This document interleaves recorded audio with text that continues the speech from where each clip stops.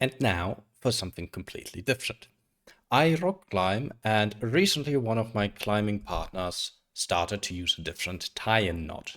In Germany, where I climb, there are two recommended knots. The figure 8, the one on the left, doesn't really need introductions, and the Bulin on a bight. The one on the right, it's also called Doppelter Bulin in German. Now, he decided to switch over to that knot. And since I'm not that familiar with it, I decided to play around with it a bit and figure out how to actually partner check it. The tie-in knot is, after all, the single point of failure between you and hitting the ground. So, while I was playing around with it, I noticed a few things that I really didn't like about it, and that is why I'm making this video. Okay, I'll be narrating over my experiment. I'm using an Edelred 9.6 single rope. It's rather new, as you can see, but it's still shiny.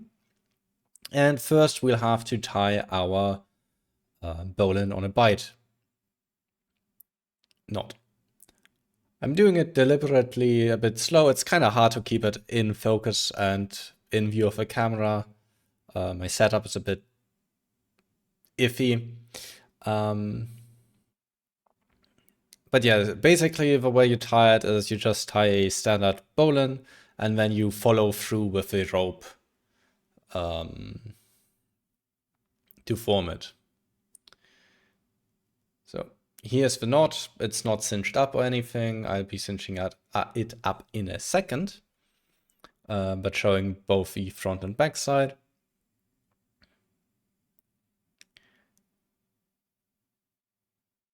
Again, I apologize for not staying in frame.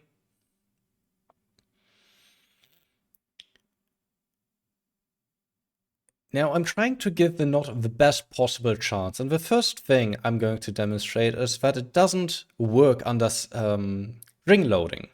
So ring loading is what I'm going to show in a second, is when the ring itself, the loop itself, gets loaded sideways, and that loosened up the capturing loop on the top enough, just that little pulling, so that the rope just slips through. And I'll show why that is a problem in a second. So back to cinching it up, giving it the best chance possible, making it nice and tight. Struggling with it a bit because I'm not used to it.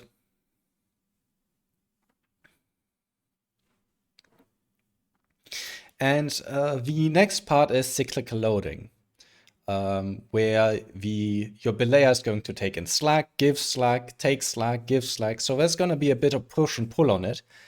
And you can see it still comes just loose. Yes, my rope is a bit newer and stiffer, but that shouldn't matter. And watch the tail end. As I'm just pushing and pulling on it, it's like simulating the belayer taking slack and releasing it, or you climbing and sitting in it over and over again. We see that the end is being sucked into the knot, sucked through the knot, basically undoing itself. It takes a bit of wiggling. And I'm doing nothing extreme here. This is perfectly feasible that this happens in climbing, and I'm not rubbing it against anything or pulling on any specific strands, just cyclically loading it.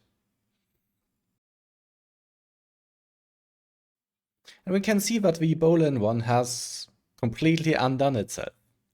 It is just a matter of pulling a few more times until it completely falls apart.